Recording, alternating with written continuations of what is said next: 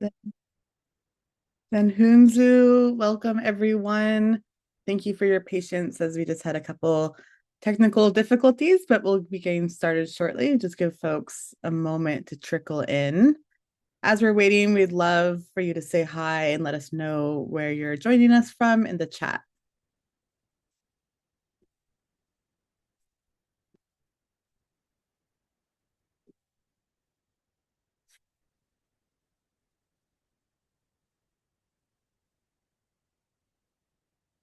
All right. Hadith and Hunzu, hello, good day. Spoozy, Janella Point, Stella 10, Laksayu Ashli. My name is Janella Point. I am from Stellaten First Nation, which is a small Dacath community in the north central part of so-called BC.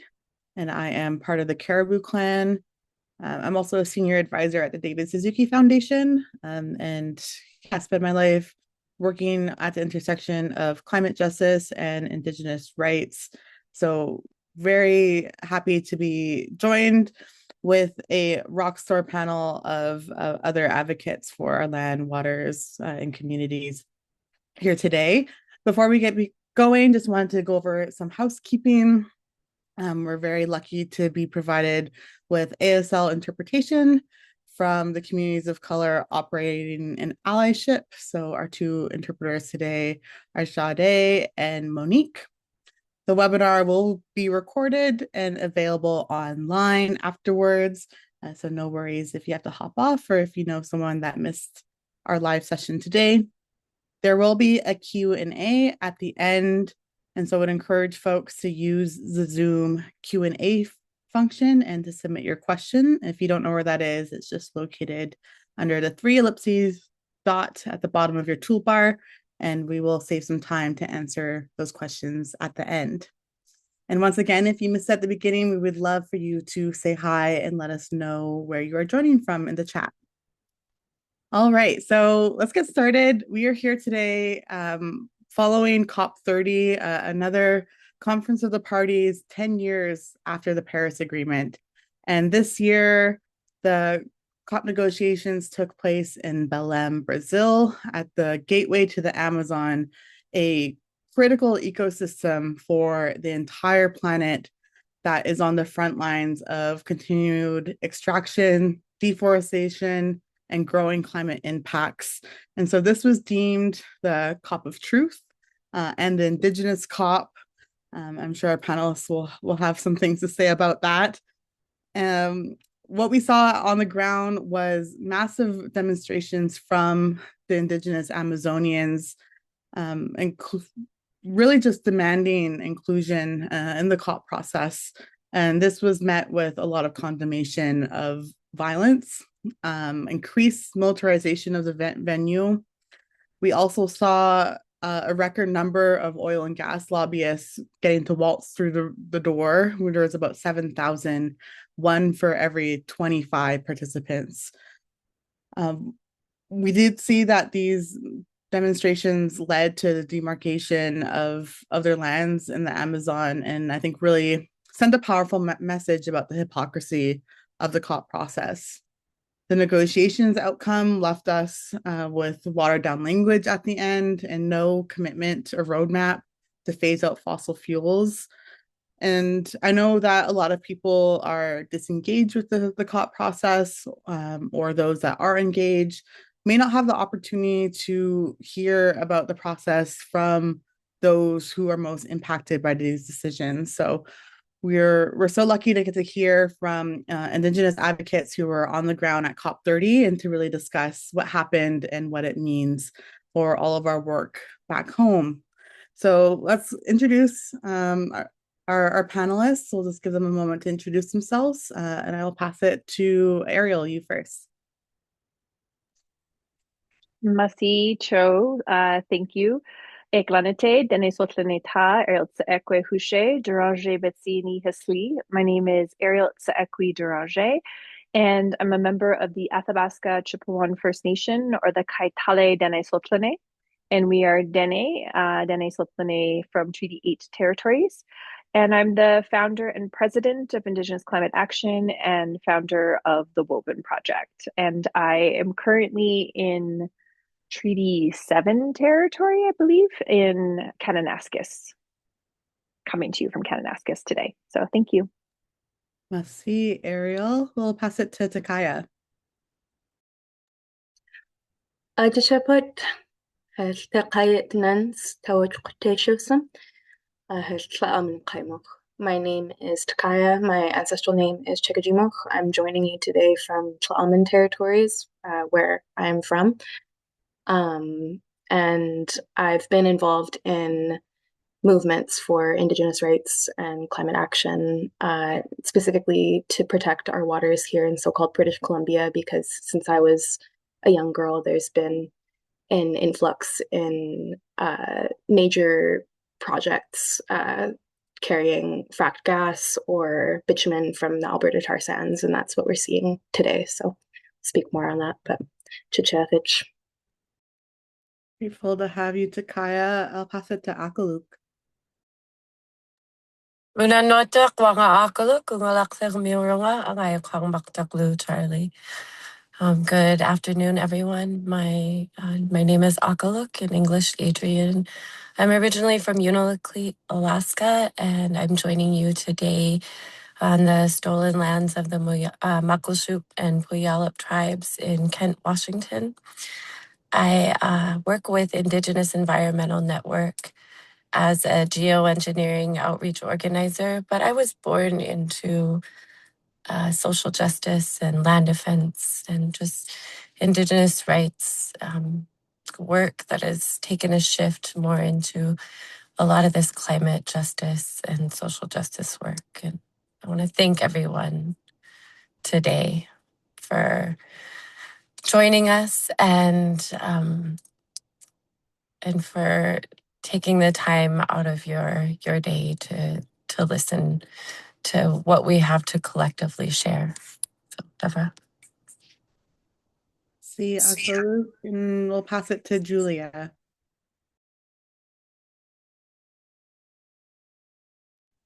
Hinomanki maheremba in Bewante Yamturi the Huniko in Bay and Behi and Gaway and Hawaii Shi Wimba, the Taikam Kitupa, the third Tai Wim and Hey Baiti, in a day Tai Wim, EA Bathui and Gaway Herkem. Hi, good afternoon, everyone. My name is Julia Bernal. I am from Sandia Pueblo, one of the 19 Pueblo tribes in New Mexico. And I'm just happy to be here with you all. I'm representing Pueblo Action Alliance. I'm the executive director. We're a grassroots organization serving our Pueblo communities here in New Mexico. So just happy again to be here with you all, and thank you for the invitation to participate. Masi Cho, Julia. I love introductions and just getting to hear a little bit of where we come from and a little bit of our different languages. That was really beautiful. All right, we're going to start off with just a general question to all the panelists.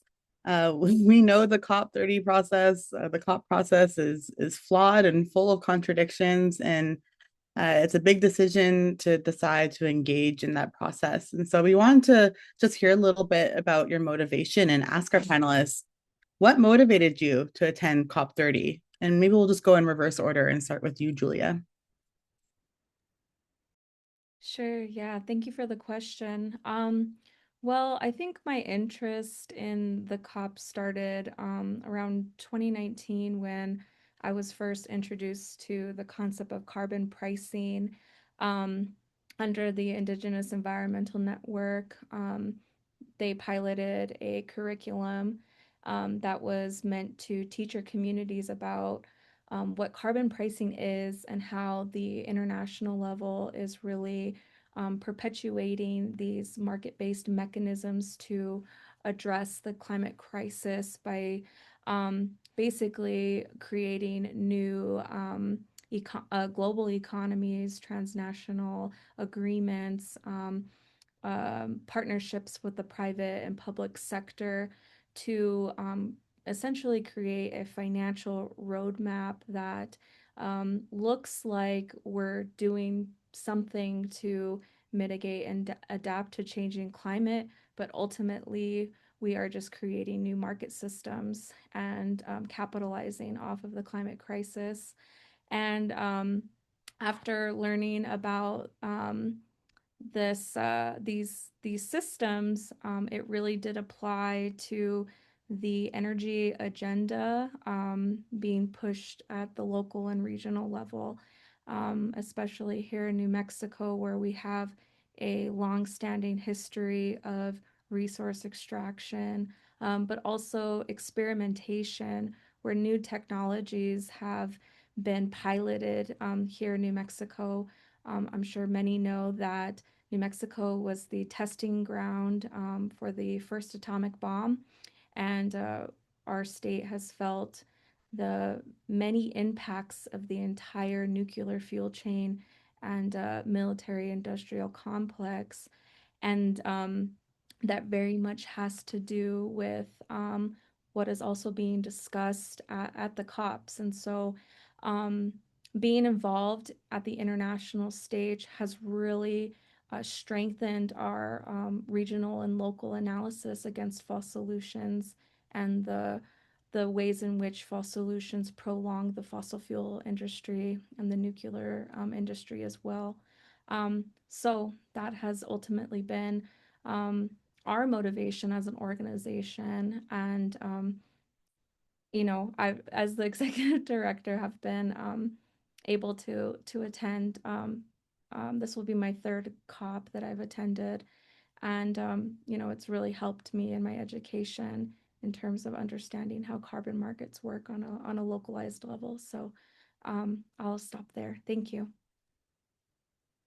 Thank you, Julia, for sharing. Yeah, it sounds like some powerful connections have been made in illumination of the false solutions. So thank you for your work on that front, and looking forward to diving in with you a little bit more. But yeah, I'll pose the same question to you, Akaluk. What was your motivation in attending COP30?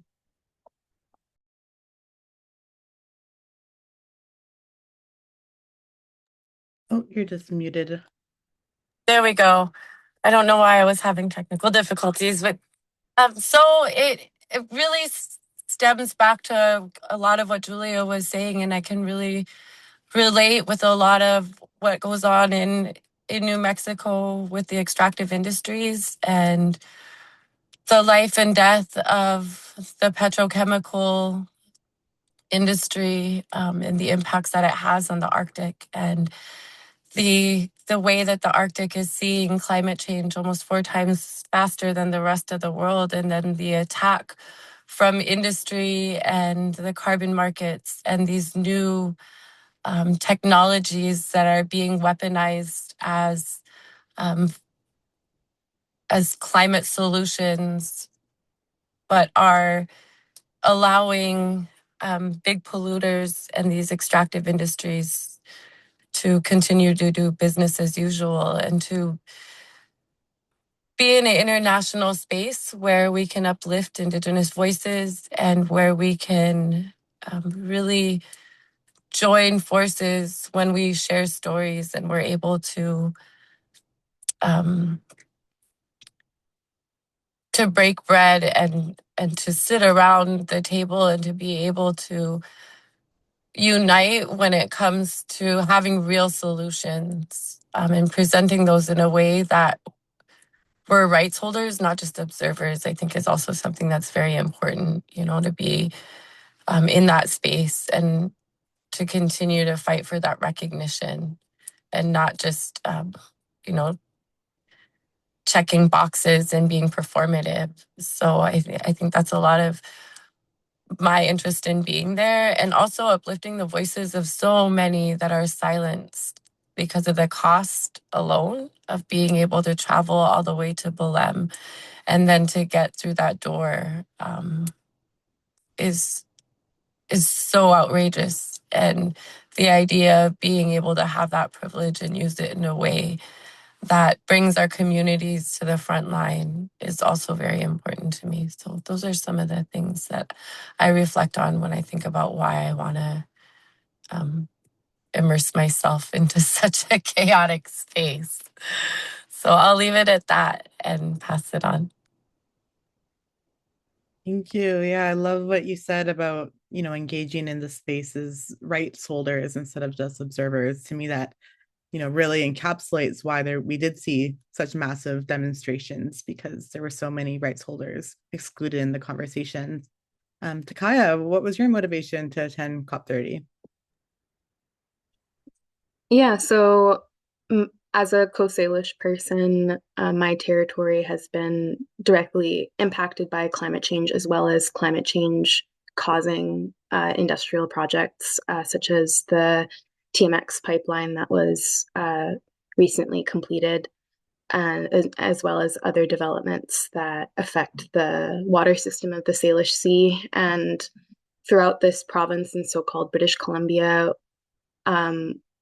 we are seeing the Canadian government on a federal level declare that our lands and our waters should be sacrificed for these major resource extraction projects that were actually announced to be greenlit and fast tracked while we were at COP. And so that was a really interesting thing to observe for not only, our territories and our communities being affected by a nation state government using COP as a smokescreen to distract and put on a performance about climate action, meanwhile escalating invasions into Indigenous territories as well as investment in major resource extraction projects that will fuel climate change.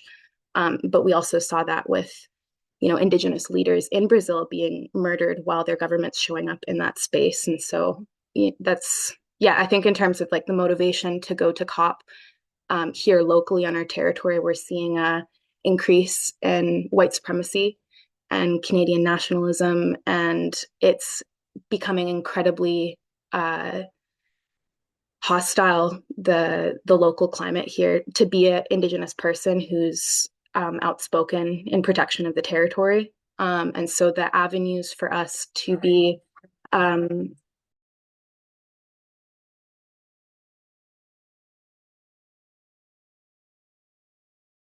sorry, my phone just like went off. But it's just important for us as Indigenous people who are on the front lines of these destructive projects, to have a space to advocate for our communities, advocate for our water and our lands, and also just bear witness and bring back those messages to our communities, because these negotiations do directly affect us. Like, you look at Dubai and you look at how Canada, pledged itself to be like the world's leading supplier of LNG. And now in BC, we're seeing all these LNG pipeline projects that are coming our way. So, our people don't know how Canada is showing up in these spaces. They don't have an understanding of how these international negotiations are affecting us. And I think it's just really important that as this younger generation, we like build a bridge and share information.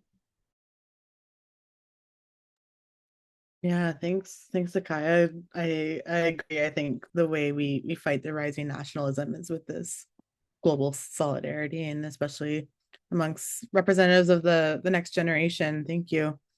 And over to you, Ariel. What was your motivation? Yeah, thank you, Messi Cho. I think that like many of the other speakers, having that personal sort of skin in the game has always been a motivator. I come from the Athabasca Chippewa First Nation, which is located downstream from the largest industrial project on planet Earth, which is the Alberta tar sands. And a lot of people know about the tar sands pipeline projects, but a lot of times we forget about the stuff that's happening like at the source. And it's really frustrating to see that I was a part of these huge campaigns in the early 2000s to challenge the expansion of the Alberta tar sands. And we used climate as one of those catalyst tools. And that was originally my motivator to go to the Conference of the Parties and the UNFCCC meetings. And that my first time going to COP was in 2009. And I think that my motivation has shifted. It's shifted away from seeing COP as a place to go to find solutions or to highlight the issues of my community, but rather it's a place to go to disrupt the status quo. And what's really frustrating as an Indigenous person is that The only way that our rights are ever advanced is if we are disrupting colonial processes. Even the demarcation of Indigenous territories in Brazil during this COP only happened because Indigenous peoples literally like tore down the doors of COP and refused to leave the COP venues. This is a demonstration of why it's so vital for Indigenous peoples and other marginalized peoples to show up in these spaces, to call out the hypocrisy, but to demand real change. And that isn't because that's where the change happens. The actual change and the real work happens in our communities. But in these spaces, these governments, these colonial systems that are being driven very obviously now by oil and gas lobbyists and corporations, are the ones that are setting the frames for everything from what solutions are going to be considered viable to what solutions are going to be funded. And currently, the strategies that have been driven throughout these processes since its inception have excluded Indigenous peoples' values, culture, ways of being, and most recently in the last decade, just over a decade, is the rights are just over a decade, is the rights of Indigenous peoples. And we have to show up in these spaces. Otherwise, they are going to continue to railroad our rights. The Haudenosaunee chief, who has been a part of these processes, recently said, well, a couple of years ago, said, we have to show up because if we're not at the table, we're on the menu. And so showing up is to show up to be disruptive, to show that not only are we not going to be silenced by these corporations and colonial processes, but that we're going to demonstrate the continued colonial genocidal policies that are not just destroying the planet, but are continuing to violate the rights of Indigenous peoples and results in the murder and genocides of Indigenous peoples. And I also think that we need to remember that these spaces are not where the real work happens. The real work happens in our communities. It happens on the ground. It happens with those that are fighting the LNG projects, the big hydro development projects, all of the false solutions. They're the ones that are driving real solutions forward to protect our ecosystems and to protect our communities and the future generations. And we show up in those places to not only say, hey, what you're doing isn't working, but what we're doing is, and historically always has. When we have statistics like over 60% of the world's land mass is occupied and stewarded by Indigenous peoples, and that in itself encompasses over 80% of the world's biodiversity without legal demarcation, we should have protections to protect those peoples, not as protesters, not as obstructors of development, but as real climate champions that are driven by our rights, our culture, and ways of being that is about our relationship with the natural world. I show up to continue to sound that alarm bell, to continue to advocate and ensure that other folks like Takaya, other young folks, new people, because we need to be showing up just as much as the 1 in 25 oil and gas lobbyists. We should be showing up as the 1 in 10 Indigenous peoples because we're the ones that are protecting the planet. And I would love to see a shift in a framework where we're not just showing up as observers, but that we have the ability to sit at the negotiation tables and drive the discourse forward in a way that isn't going to be blinded by corporate and capitalist greed. Well, Ariel, thank you. That was very powerful and very clear. I wanted to take some time to also talk about my motivation for attending COP30 because this was my first time. And I had been a staunch COP boycotter up until this year because, I found the process really confusing, really daunting. I'm from a very tiny Indigenous community, like I mentioned, in the north central part of BC that has been continuously harmed by development all the way back to the fur trade and forestry, mining, oil, gas, and now LNG is just really the next one in this long lineage of disruption. And we only have about 200 members on reserve. And so there has been an extreme sense of disempowerment for my community where people don't feel like they have a choice in supporting projects because they happen without us.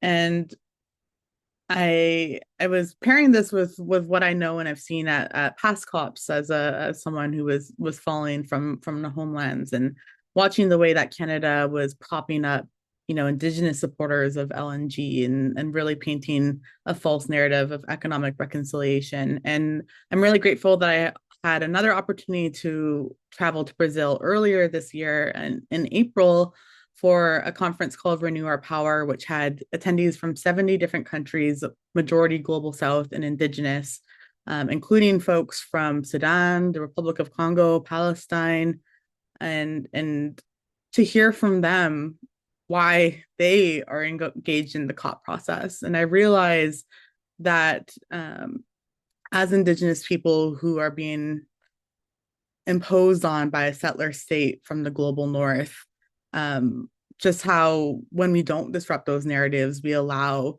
these global North nation states to really not only continue to harm of Indigenous people in so-called Canada, but to really continue that legacy of harm to our relatives in the global South and Indigenous people worldwide, and also missed opportunity to build that important solidarity and connections. And I had the opportunity to sit down with the Minister of Environment and Climate Change and ask her some very hard questions the day after our Prime Minister, Mark Carney, announced continuous LNG development, massive projects taking place on my homelands and outside of it.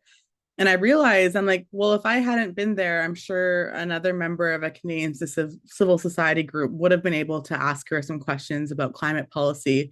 Um, but like, where is that message of lived experience of people that are actually on the ground, whose women and girls are going missing or harmed by man camps, people that grow up with water advisories due to mining who are living the impacts of LNG development. And so, yeah, I'm just really grateful to experience to learn to disrupt those our nation states. And I think there was only two Indigenous people with party badges from so-called Canada and about a dozen, if not more, lobbyists. And so something clearly needs to shift. And I would love for us to be involved in the negotiations as right holders instead of observers, as Ariel and Akaluk pointed to.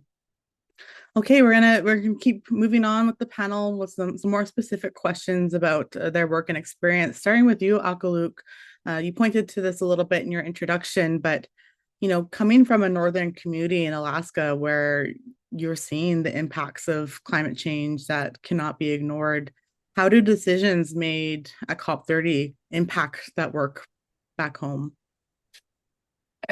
Well, decisions and lack of decisions. I think a lot of it was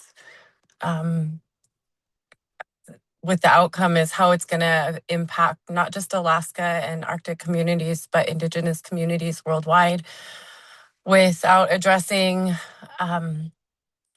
the Paris Agreement and Article 6.2 and 6.4, and really not having real conversations about moving away from these extractive industries and reducing emissions. And then also the push for these carbon markets is expanding the push for geoengineering and other false solutions when it comes to work in the Arctic, when expansive industries like oil and gas and critical mining and even our applications that are not ours. Let me take this step back. The state of Alaska's applications for Title VI wells, with a precursor to COP, knowing that the U.S. wasn't going to be present, allows the doors to be opened for these projects to move forward. And it also broadens that spectrum for them to be called experimental, when pairing with university systems and universal systems like NASA. So we see the governor of Alaska and the senator both pushing for this so-called new blue economy and the expansion of the carbon market in the state. And there's right now a facility that's in the Pico oil field that is supposed to be opening up for CCS in March, and then deals with China and Japan that have been being made for years now for the importation and storage of liquid carbon throughout many aquifers in the state. And you look at how they portray our lands as being barren and open for business. And the expansion in this blue economy in Alaska is going to give other states opportunities and other stakeholders opportunities to be able to also invest, not just in their own destruction, but also the continuation of the destruction of our lands in the Arctic. And they talk about climate change and saving the Arctic, but that's so contradictory when it comes to the way that business is being done as usual with these industries to continue this monetary growth, putting people over profit, or profit over people, I'm sorry. And Alaska has a long-standing, horrible relationship with Indigenous people and government systems.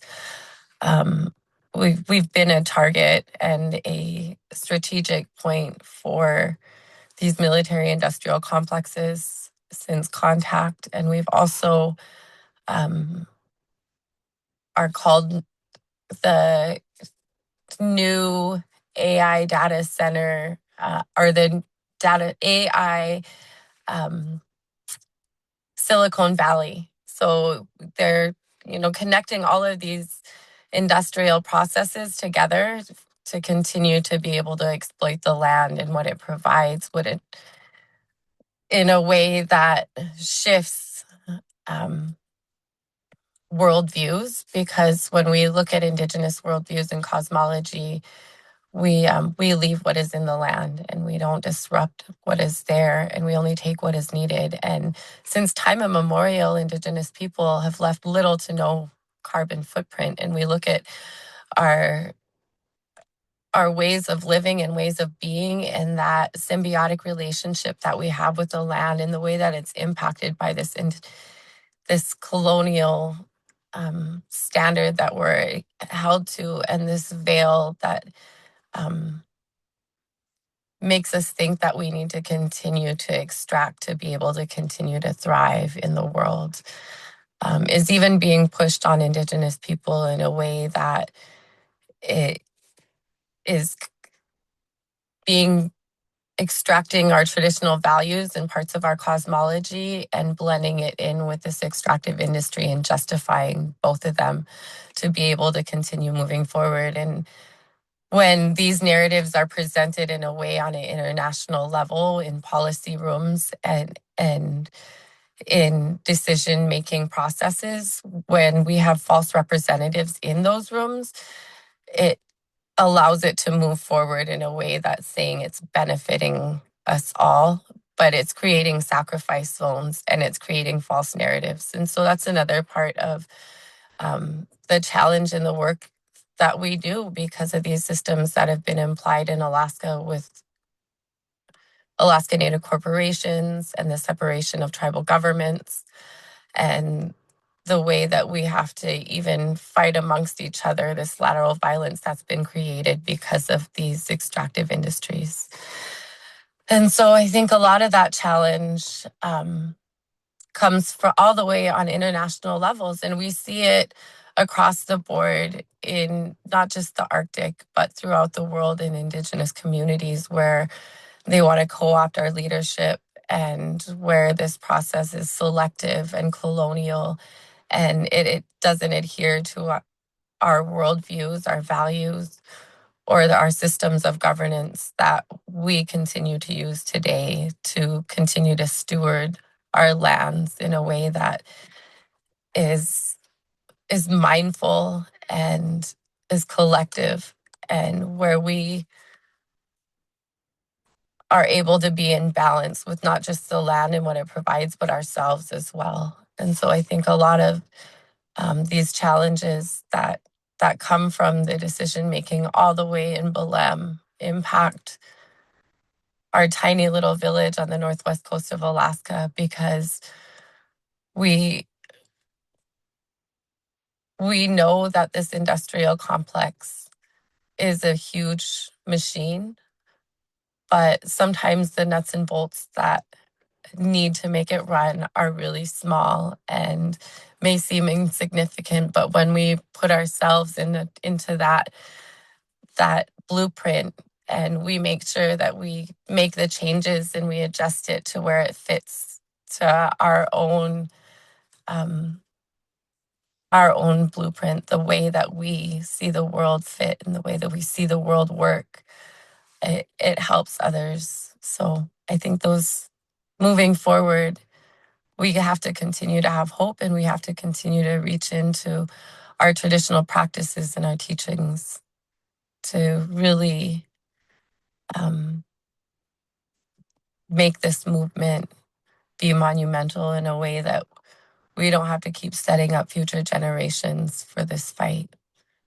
So, yeah, I'm going to leave it at that. I think I'm going to keep going off on a tangent if I don't stop. But yeah, thank you.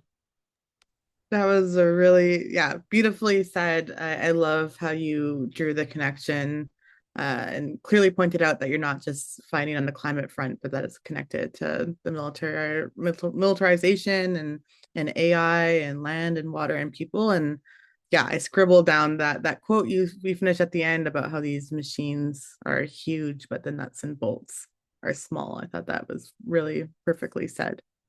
Thank you so much. Takaya, you also mentioned a bit in your introduction about Bill C5 and these new project announcements and waves of new development that are coming our way. So would love if you can share a little bit more about that and why it's essential to disrupt these narratives that position Canada as a so-called climate leader or as upholders of Indigenous rights. Yeah, I think it's really important to understand Bill C5 uh, as a piece of law that advances climate change, and that is in and of itself like a climate policy. It's bringing termination to the forefront of Canada's strategy for advancing their occupation of Indigenous territories, particularly Indigenous territories in the north, where here in BC, a majority of land that is designated colonially as British Columbia is unceded territories, territories that have never been negotiated through treaty. And for my community, we underwent a so-called modern treaty process throughout my childhood where 98% of our territory was settled for $30 million. And so I think it's important to understand that what our generation's been growing up with within Canada is a termination process similar to the US termination process that happened in previous decades. But that is happening for the agenda of, oil and gas and ensuring that the uncertainty that Indigenous rights represents, the uncertainty that, constitutionally recognized, like Native rights within Canada, what that represents to corporations. These laws and these processes, such as modern treaty and the MOUs and what was previously mentioned with pitting leaders, false leaders, as like champions of these industries and really trying to manufacture a narrative that we as a people are consenting to this destruction of our land and water. That's something that we're facing and, trying to find a way to hold on to our real systems of leadership. And within this province, there are many Indigenous nations that are revitalizing and, continuing to organize traditionally in their communities in accordance with systems of leadership that are not band council based. And so I think it's also important to understand how Canada is propping up colonial systems of governance of Indigenous people and systematically undermining Indigenous systems of governance to push through these pipelines, to push through these mines. For our territory, we're dealing with mass deforestation.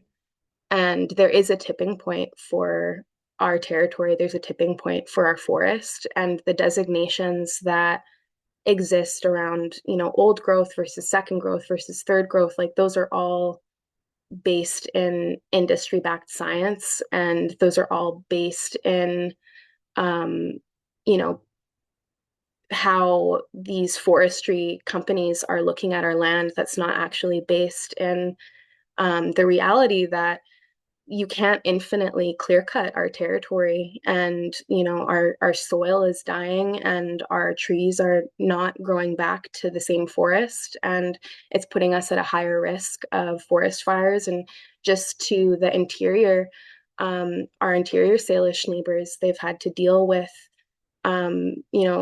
forest fires that are caused by industry. They're caused by industrial activity that happen during these heat waves that are, amplified by climate change, but that doesn't stop the business as usual of, logging industries. That doesn't stop business as usual of trains. And they've had to deal with, fires burning down their communities, and every summer having to witness the displacement of Indigenous communities within this province. Meanwhile, so many territories in this province are now on the chopping block, and announced as sacrifice zones for these so-called transition industries. Yeah, it's just really important that people understand that Canada is not a climate leader, and that climate change is on the agenda for Canada, and the termination of Indigenous rights is on the agenda for Canada. And what real climate leadership looks like right now is the Indigenous people who have, built homes for themselves on the pathway of these proposed projects. And that's something that is actively happening. And that is, a response that, I think people need to understand that there's many Indigenous people in these lands here in the Northwest Coast that are preparing for invasion right now. And that's part of the message that, we wanted to bring to the COP space. I traveled there with Denzel Sutherland Wilson from the Gitxsan Nation, and Vienna Timothy, who is also my cousin from Musqueam, and they also represent the two largest salmon-bearing rivers in BC, two salmon-bearing rivers that have been impacted by Canadian corporate interests, that have been impacted by pipelines. And up in Denzel's territory, that is where they're dealing with the recently greenlit fast-tracked project with PRGT that's been identified as a national interest project for Canada. And, when our waters are sacrificed and when our lands are sacrificed, there can be no future for not only our people but for the planet. And it's really important to understand that there's front lines everywhere, not only within so-called Canada but throughout North America, and the degrees of occupation. It's important to not homogenize our struggle and to understand that the legal status of Indigenous people on different territories is unique. And so what our people are facing is actually unprecedented. We haven't had to deal with this degree of colonialism before. And that's so important, to represent in an international sphere, because it is an international issue and we are sovereign people. And so the assertion of our sovereignty and the support of land defenders who are asserting their sovereignty and defending their territories against this invasion that is in the interest of every single person who says that they want to fight climate change. Thank you, Takaya, for clearly pointing out the link between our attack on our climate and the attack and continued occupation on Indigenous peoples. Also, just wanted to add for any participants who are outside of so-called Canada that Bill C5 is our federal legislation to fast track projects deemed in the national interest. And so while we were at COP30, Prime Minister Mark Carney announced many projects, including LNG development and transmission lines to power LNG, which was the PRGT project that Takaya mentioned. So I would encourage folks to learn more about that specific project and the many legal battles and site fights that Indigenous communities in so-called Canada are gearing up for. Over to you, Julia.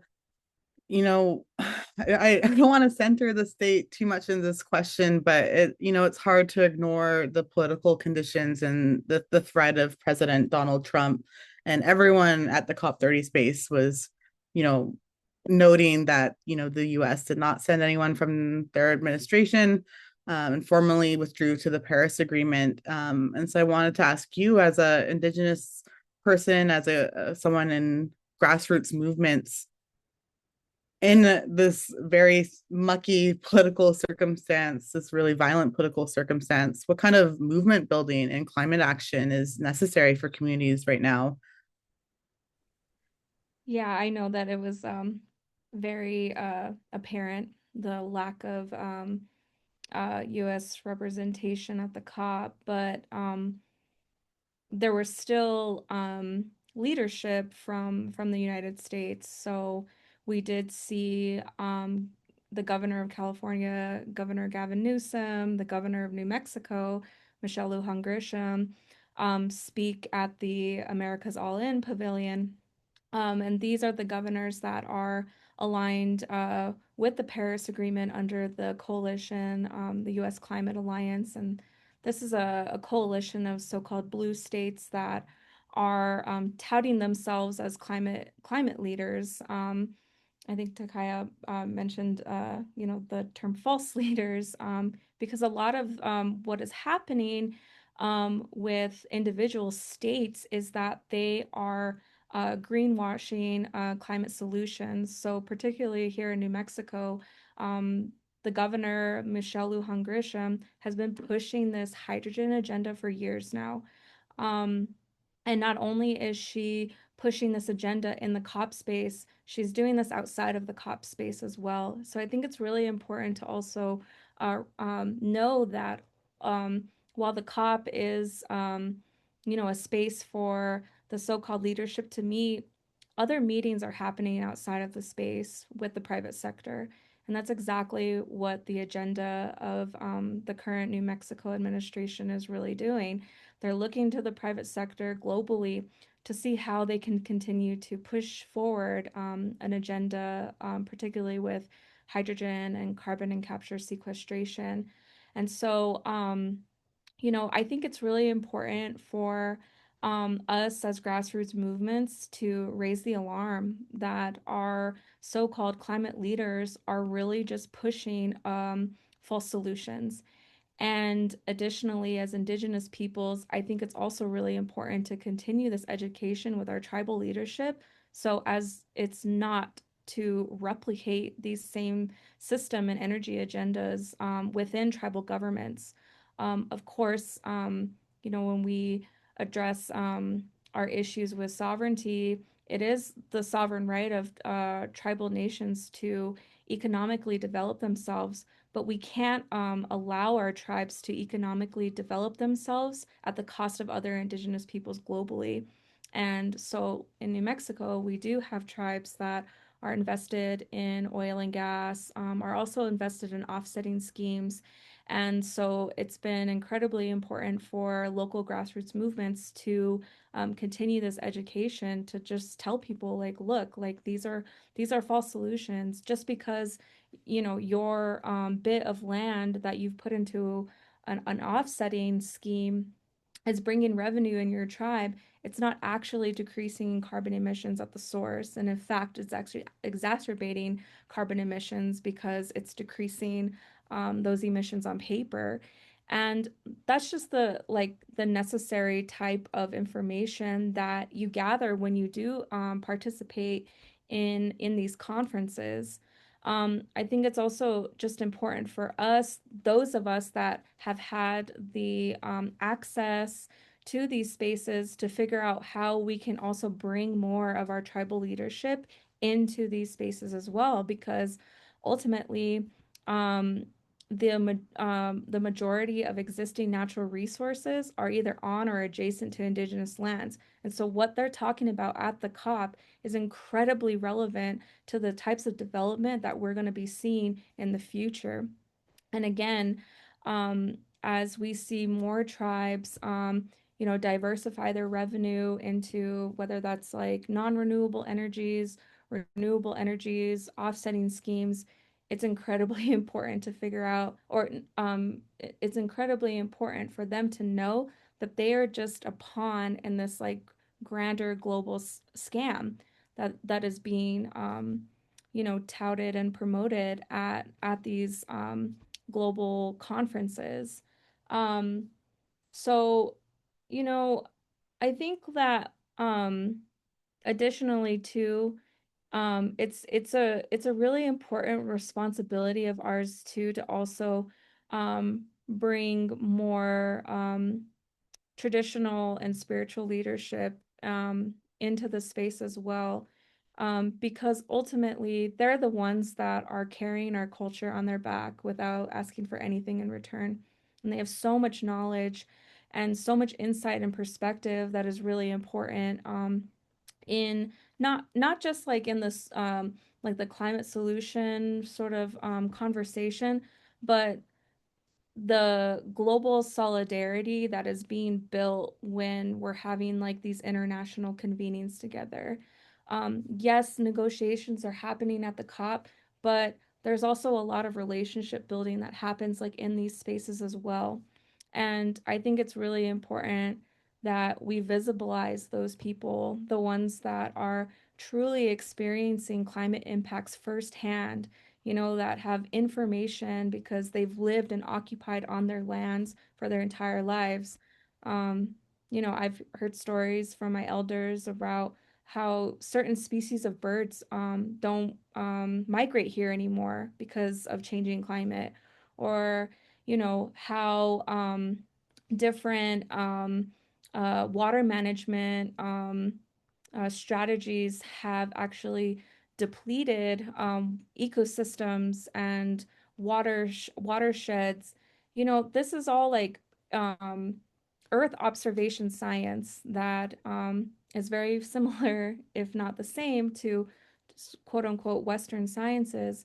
Um, and so we have to continue to assert our worldview as an analysis and as a science, and also continue phys physically and visibly being in that space, because ultimately the world is looking for ecological knowledge, traditional ecological knowledge, native sciences, um, but they just want that information. They don't actually want us to be the ones to participate and bring that knowledge set and bring the solutions into the space. So it's incredibly important for us to also continue showing up in that way, um, because it is our sovereign right, and it's also just our original instruction to continue stewarding the lands that we were told to upon creation. And so, yeah, I'll just go ahead and leave it at that. Thank you. I see Julia saw a lot of hearts and clapping emojis as you were speaking. So thank you for, yeah, clearly talking about Indigenous knowledge as science and the need for those knowledge holders to be leaders in the space. And the whole time you were talking, I just was thinking, how different the words that you're sharing must be with than what the governors are sharing back about their experience at COP. So this is why we're having this panel. It's so important to hear from grassroots folks on their experience and perceptions of the process. Ariel, you were the North American rep for the Indigenous Peoples Commission for COP30. This was one of the ways that they wanted to make it the Indigenous COP. And then during COP on November 17th, you also had the official launch of the Woven Project with some of the members of the Global Indigenous Advisory Council. So I would love to just hear about the commission and also your new project. Yeah, thanks. I think that the commission is something that needs to be talked about because it's a really great example of how these spaces weren't built for Indigenous peoples. And it directly ties to the Woven Project, and I'll try to make it as succinct as possible. But essentially, Minister Sonia Guajajara had really good ambitions to try to indigenize this COP. This was supposed to be the Indigenous Peoples COP, and she worked really hard to try to push the Brazilian COP presidency, government, and the UN Secretariat. So across the highest levels of bodies to create special accreditation or badges for Indigenous participants so that we were no longer observers, so that we would have the same level of access to decision making within the COP. And that was a huge, huge idea to champion. And the reality is it didn't come to fruition. In addition to that, they wanted to make this COP have the largest participation of Indigenous peoples, which it did. However, it fell flat because there was not the ability to badge every Indigenous person that wanted to come. They created a village of over 3,000 Indigenous peoples, mainly from Latin America, but there were people that stayed in the village from all over the world, including some of the folks on this call. And while that is a beautiful feat, it was not in the blue zone. It was away from the decision makers. It was away from all of the spaces where those big, important colonial bodies are being pressured by corporate lobbyists. And it's not just oil and gas lobbyists. I need to say this very clearly. We now have carbon peddlers and false solutions peddlers that are trying to push ideas that are going to have solutions that are going to continue to be captured under colonial, empirical, man's dominion over nature ideological perspectives. And those systems perpetuate and even require systems of harm to people, to Indigenous rights, and to ecological systems. These are not systems that are in line with the values of Indigenous peoples. These systems allow colonial systems to continue to maintain their systems of power. Now, all the Indigenous participation at COP still continue to exist under. Indigenous peoples are observers. We are nothing more than stakeholders. We are not driving real solutions ourselves. Oil and gas lobbyists and corporations are given much more airtime than Indigenous peoples. And I'm talking about entering into closed door meetings with high level governments because governments require economic power in order to maintain their political power. And the only way to do that is to control lands and territories. This is why the treaty making processes and the pressure for Indigenous peoples to hand over our rights to our lands and territories for the public's interests continues to dominate the discourse. So I really want to thank Takaya for that. We see this in Bill C-5. We've seen this across the legislation that's coming out of the United States. We've seen this in the rise of fascism globally, that Indigenous peoples' lands and territories are not just under threat for oil and gas anymore, they're under threat for the expansion of the political and economic power that's driving the so-called green economy.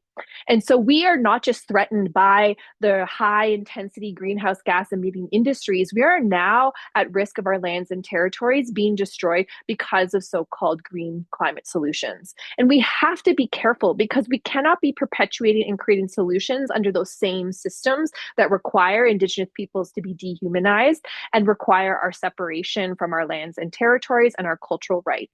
And so this is why the rights of Indigenous peoples have become so important in this discourse, because we are the only constituency within these UN mechanisms that has rights. We have both inherent rights, we have international rights, and we have localized state rights in many different countries across the world, in places like Canada, where our rights are enshrined in the Canadian Constitution. And those things don't really matter because we are nations. We have signed treaty. We have been able to stand up for our peoples as collectives and not as individuals. And so when an individual comes into these spaces, they have human rights, they have their rights to a healthy environment, all of those things that they can advocate for, and that's great. But as Indigenous peoples, we have collective rights, and those rights also encompass our collective relationships with the natural places we live in. And so the Woven Project, which ties kind of almost directly to the failures we saw out of the COP Commission, being unable to sort of meet the really bold ambitions they were striving for, and enter into these spaces where no matter how hard we try, even having someone like Minister Sonia, the first Minister of Indigenous Peoples in Brazil, advocating for Indigenous rights, being unable to advance us to a level that takes us beyond that observer status, is that we really need to create alternative mechanisms. And the Woven Project is trying to create a mechanism that is only for Indigenous peoples. Not trying to, we are creating a system that's only for Indigenous peoples. Too long, we keep talking about how Indigenous peoples, we need to understand colonial structures and systems so that we can disrupt them. And we do. But when are we going to have the time to talk about nurturing and building upon our ancestral knowledge and wisdom alongside other Indigenous peoples? I'm tired of weaving the knowledges of Western society and Indigenous peoples together. We are such a force, and I've gotten to experience this within these UNFCCC spaces and other UN bodies where Indigenous peoples come together from all over the world. We are so powerful. Yet we don't have space that is just for us to do that without being told, well, how is this going to help, the state? How is this going to help this? How we always have to be helping the colonial systems. And I'm tired of that. And so the Woven Project is moving to create an alternative space for Indigenous peoples to come together, to build on our ancestral knowledge, and to drive real climate solutions forward.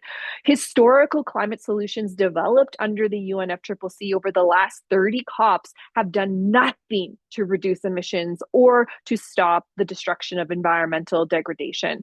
It has been Indigenous peoples on the front lines that have been they're driving the best solutions for the safeguarding of the ecology and the environment and ecological systems, and have been driving solutions that do not require the same level of predatory capitalism to continue to exist.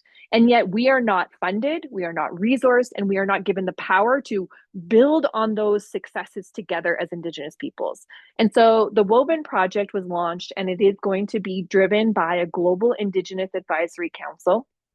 And the advisory council has representatives from the 7 sociocultural regions of the world. And we are going to be building resources, tools, research, education, and training, and most importantly, an alternative space for Indigenous peoples together to gather, to share our knowledges across Indigenous nations across the world, to build the strength of global Indigenous peoples movements for climate justice. This has never been done outside of a meeting in 2009 in Anchorage, Alaska, that produced the Anchorage Declaration. And that meeting was still sort of pegged to UN systems because we were creating a declaration to give to the UNFCCC. I want us to create tools and resources that center our Indigenous sovereignty and self-determination first and foremost. And it is not being driven to ensure that colonial systems are respecting our rights, because first and foremost, we need to be developing what those systems are for our own people. And that is going to be driven by Indigenous peoples driving these solutions that are going to be grounded in the sacredness of ancestral knowledges, responsibilities, and our aspirations. I'm tired of having to respond and be like responsive and constantly on the defense and the offense. And I want to create to have creativity and dreaming, because that is where Indigenous innovation comes from, is the space where we don't have to fight anymore, where we get to see the beauty of our culture, and that we can be guided by the wisdom of Indigenous peoples who have already done successful, sustainable land stewardship, water stewardship, and that hold the sacred knowledges that have been carried on for millennia.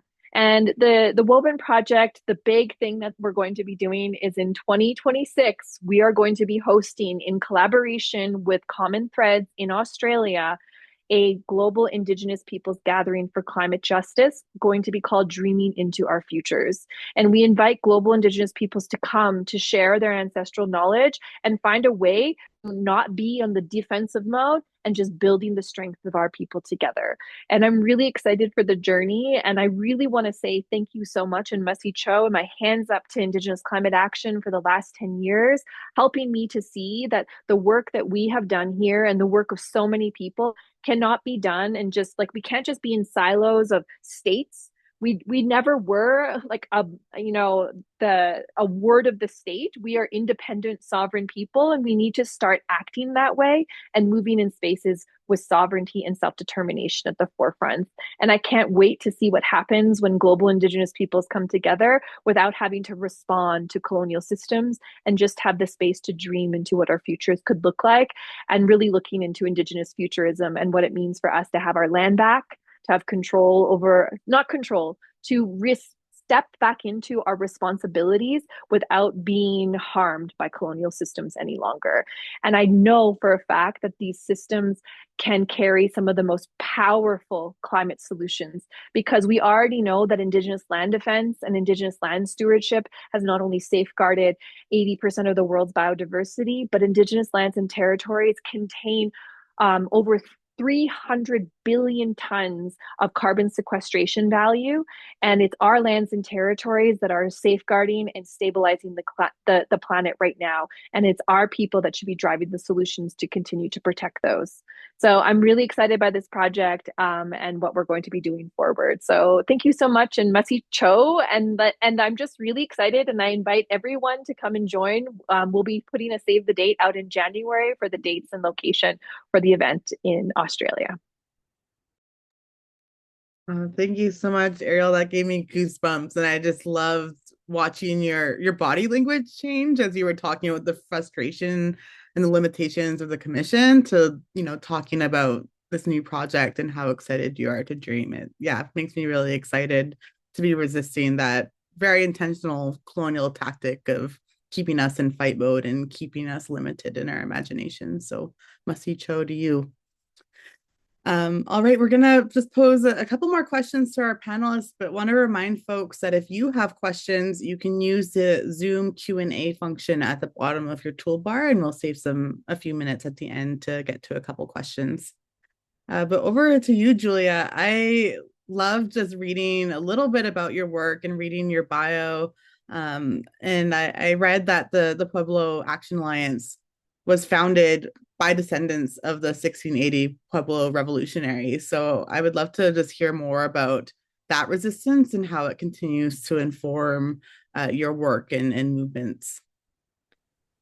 Well, I think something that a lot of people don't know about Pueblo Indigenous tribes is that we mobilized a successful revolution in our territories in 1680. It's called the Pueblo Revolt of 1680, where we were able to successfully drive out Spaniard occupation out of our territories. And it took most of our Pueblo communities in order to make that happen.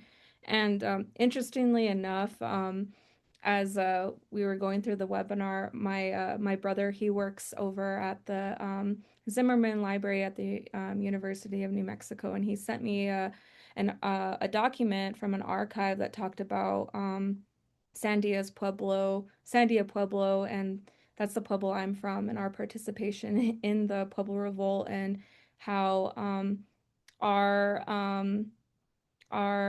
participation in the Pueblo Revolt was incredibly vital to the success of that, because so much of the consolidation of Spaniard settlement was within the Middle Rio Grande. And reading just a little bit that he sent me kind of like made me tear up a little bit because that is the history of our resistance, and that is the history of our people, and that is also the genetics that run through us as Pueblo people. And just real quickly, I told my brother, I was like, you need to send this to our tribal leaders. Um, because they need to be reminded that we come from such a strong history of resistance, and hopefully that can empower them to use their political will and their political positionality to stop ongoing colonialism um, in the ways of extractivism and labor exploitation and just the desecration of our sacred sites. And we have our sovereign nations have so much to contribute to this fight, and we need to continue empowering them with our history of resistance, because as an organization, we have really embodied that historic moment in our grassroots organizing tactics to ensure that that history remains relevant, and that the young people that we bring into this work are also really empowered by that history. Um, and with that being said, so much of that movement and mobilization was to counter the religious and cultural persecution our people were experiencing under Spanish colonial settlerism. And we're so lucky that we are continuing those ancient practices to this day. And Pueblo tribes have a lot of shared values in that the ceremonies that we do in our communities aren't just for us, but it's for the entire world. And we recognize that Indigenous peoples globally were chosen to live and be created in these specific regions to live and abide by the original instruction to continue to protect and be the caretakers of the lands that they were created on. And so that concept also emphasizes the analysis of internationalism and how important it is for us to see ourselves in a global movement. Um, Being in Brazil reminded me of that, because popular social movements in Brazil, in the global south, are so well organized, and they're so aligned, and they're so mobilized. We have so much to learn from those movements um, in the global south and Latin America. Um, and it reminded me too that it is our responsibility as peoples that live in the so-called belly of the beast, that we also, not only do we have a responsibility to the lands that we continue to care for, but we also have a responsibility to our Indigenous relatives globally, and that we need to continue in our advocacy and our activism to demand for reparations to the harm that the United States has done to Indigenous communities globally. If that's by resource extraction or militarism, we have to continue to demand for those reparations, because that debt is due and that debt is owed.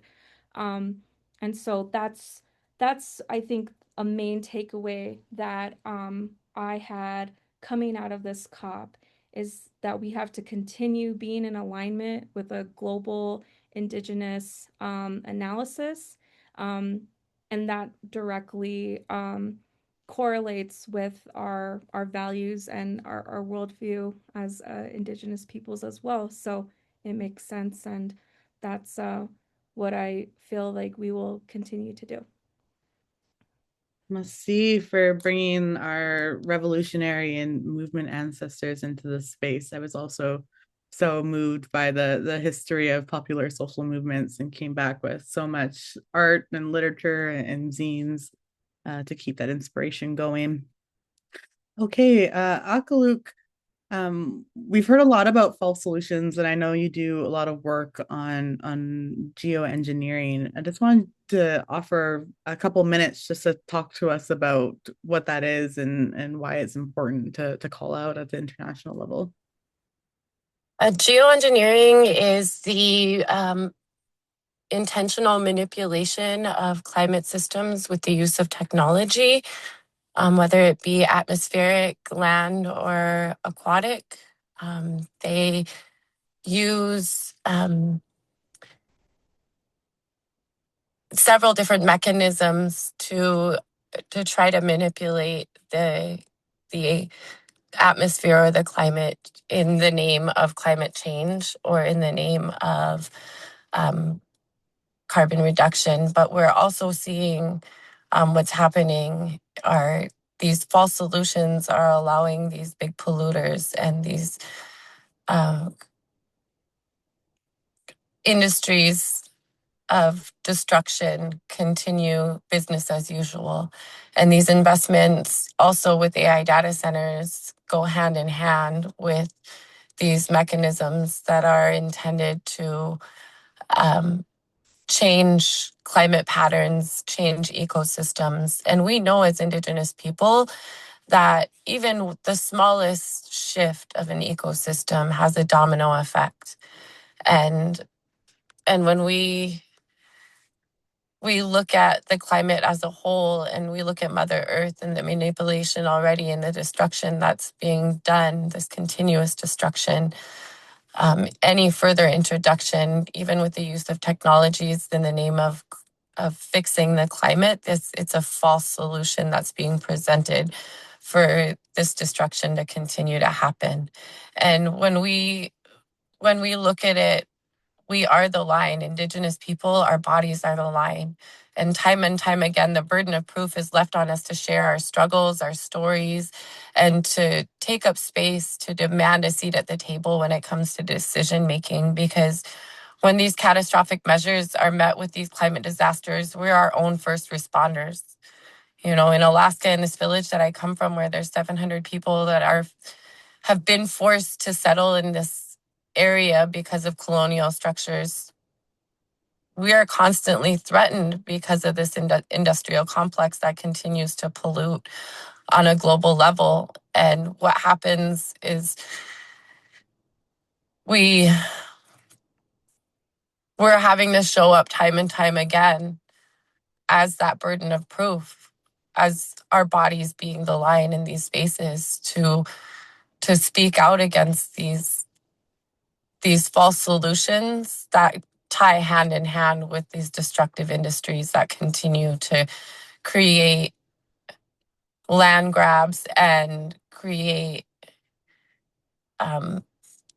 death and destruction, missing and murdered Indigenous women and girls. Suicide continues to be an epidemic within our communities, the mental health crisis, food security issues. I mean, you name it, we experience it when we're being impacted by climate change in our communities, not just in the North, but globally. And, you know, I just want to say that our knowledge systems have superseded Western ideologies for centuries, and Western cultures and systems of power continue to try to extract parts of our cosmology and our value systems and parts of our knowledge systems. But the part that they're missing is ceremony. And that's the part that every single time we show up into these spaces, we bring not just an army of 10,000, not just that ceremony, but ourselves. And we bring our testimony as people who thrive, not just survive in our homelands, when we're allowed to continue to exist as we always have. And so showing up to speak out against false solutions like geoengineering and climate manipulation, these carbon schemes that also tie in with them to create sacrifice, to prevent sacrifice zones is very important for Indigenous people, not just from the North, but throughout the world. And when we unite and when we share our stories, when we share our struggles, when we're able to come to that center of being, and I'm so excited for the Woven Project. I mean, I could feel all of these happy happy parts of me just ignite as Ariel was sharing, just looking forward to being able to present real solutions in a space where it's not going to be influenced by industry, where we're not going to be outnumbered 1 to 25, or where we have so many of these officials that have been appointed seats within these colonial systems that have been co-opted from the other side of destruction into policy making and decision making spaces is really exciting for me. And so not just showing up at places like COP or precursors like the Arctic Assembly or the Conference on Biodiversity, but being able to have an Indigenous space is really exciting. So I look forward what's to come out of the Woven Project. And thank you all for this space, and I'm going to leave it there. Masicho Alkaluk, and for your beautiful tear offering and just carrying the despair and hope so beautifully.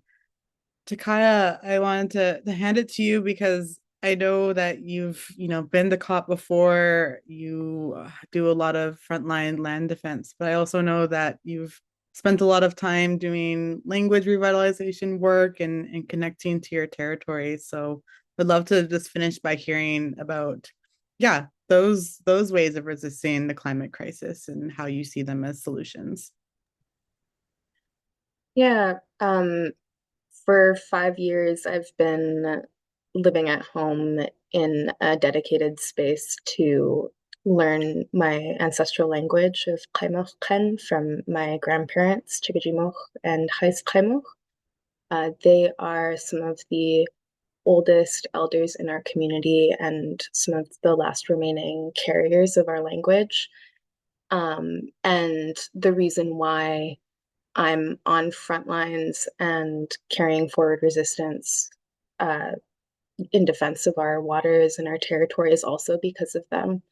When I was a kid, they were blockading our treaty office at the time when modern treaty negotiations were ongoing to just, represent our inherent rights to our territory and, resist against that constriction and invasion and the the sacrifice of our broader territories and this idea that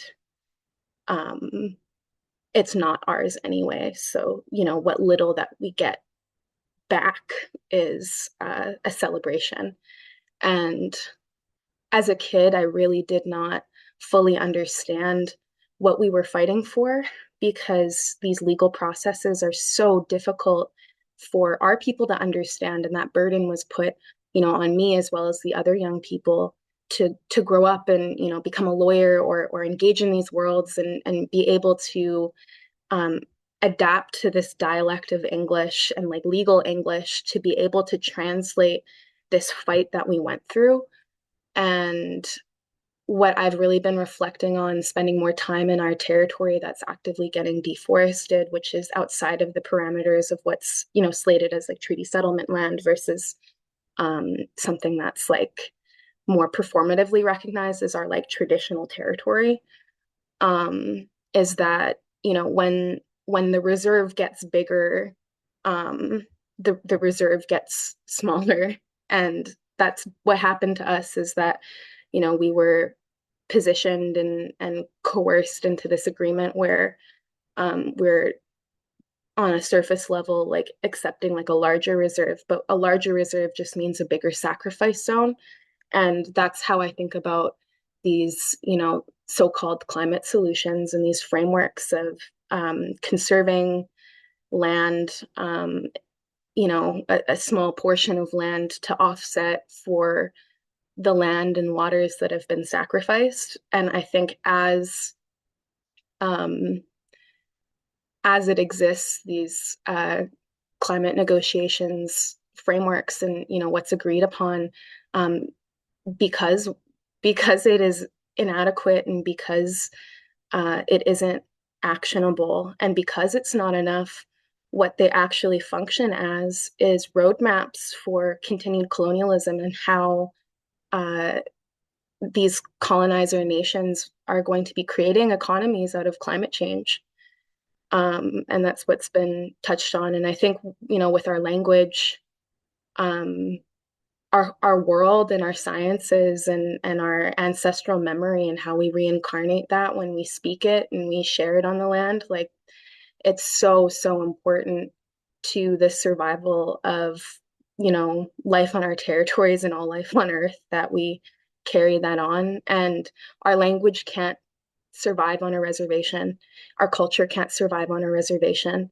And I think we need to, speak more about the abolition of these frameworks that close us in, um, and set up our survival to be within the parameters of colonial reservations. And so, speaking about that from our territories and what that looks like on our territories, and how those frameworks are, very global with how climate solutions are being talked about and approached internationally. Our languages, our livelihoods need to be able to exist on our land. We need to be able to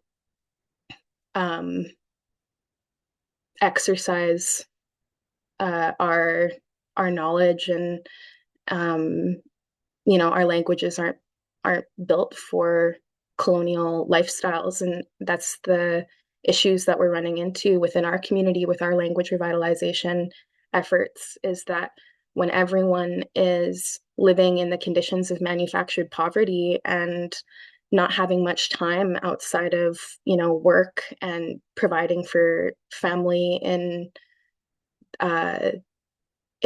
these lifestyles in our territory, where, not many of us are able to actually go out on the land, or there's so much resources that are demanded to be able to access, parts of our territory for harvest. It's like, how do we continue to practice our language when we don't have language for so much of the last few decades of, technologies and all these, new concepts that never existed in our language. But there's concepts that exist in our language that are so critical to how these natural systems are interrelated.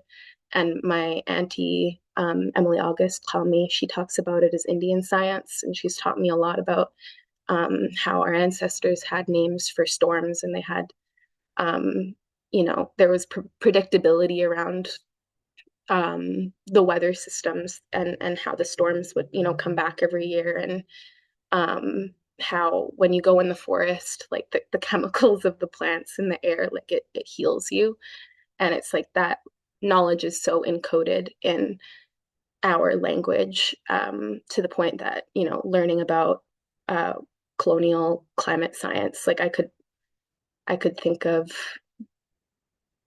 I couldn't think of like another, culture that has less like ecological like knowledge or memory to like pull from. Like it really is Indigenous knowledges and languages that have the ecological memory of these, vital ecosystems across the planet that make up for, all these so-called like natural climate mechanisms, or, intact forests, intact waterways. So it's not a metaphor, and it's not, like an option for our inclusion in that sense. Like we really are the knowledge keepers when it comes to what is referred to as climate science. Merci, thank you, Takaya. As a language learner myself, I've just been really inspired by, your learning journey, and reconnecting with your land in the midst of all the other work you do. All right, folks, we are over time, but wanted to give an opportunity for our panel to give some closing remarks. We are going to skip the Q&A because a lot of the questions asked were addressed in that kind of final round of questions. And we've also invited our panelists to answer directly as well. But yeah, I'll pass it to you, Ariel, just for a 1 minute. Any final last words for us? I'll just keep it really simple. What I've seen over the last decade and a half of attending COPs is that Kumi Naidu said on a panel, I don't know which COP it was at, that COP is male, pale, and stale. That these are not the spaces that we're finding the real solutions, and the solutions are guided by those that have those relationships with the lands, the territories, and the natural world. And these are Indigenous peoples that are not being driven by colonial and capitalist greed, but being driven by advancing life. Right now, Indigenous lands and territories hold billions of tons of carbon sequestration value and house critical biodiversity necessary to stabilize atmospheric temperatures and GHG levels. And yet we still do not have control over those lands and territories. And things like the legislation and the bills and fascist governments continue to violate the rights of our communities. I'm tired of fighting governments, and I think it's time for us to rise up and do what's always worked. It's time for us to start tearing down those doors, whether they're the doors of COP or the doors of colonial systems, and demand real justice for our people. I don't think that COP is the answer, but it's a place where we can go to start seeing each other and recognize that our systems, our fights are inherently connected, and we do have the solutions for a better tomorrow. So thank you and Masi Cho to all the panelists and all of the incredible work that everyone is doing on the front lines, at home, in international spaces, and across borders, because borders are colonial and it's time for us to start challenging those as well. And I can't do this without saying it. I have to say Free Palestine, because the militarization and the military complex is one of the most grotesque examples of the worst emitters to the climate, emitters to GHGs and destruction of ecosystems. We've seen that in the last 3 years in Gaza, and we need to be stopping these evil systems from continuing to perpetuate, because that is colonial violence. That is colonial climate crisis. And we need to stand up for all of our brothers and sisters globally as folks from North America who have the privilege and access to resources that so many of our brothers and sisters do not have. So Indigenous rights are climate solutions. Colonialism causes the climate crisis. Masicho.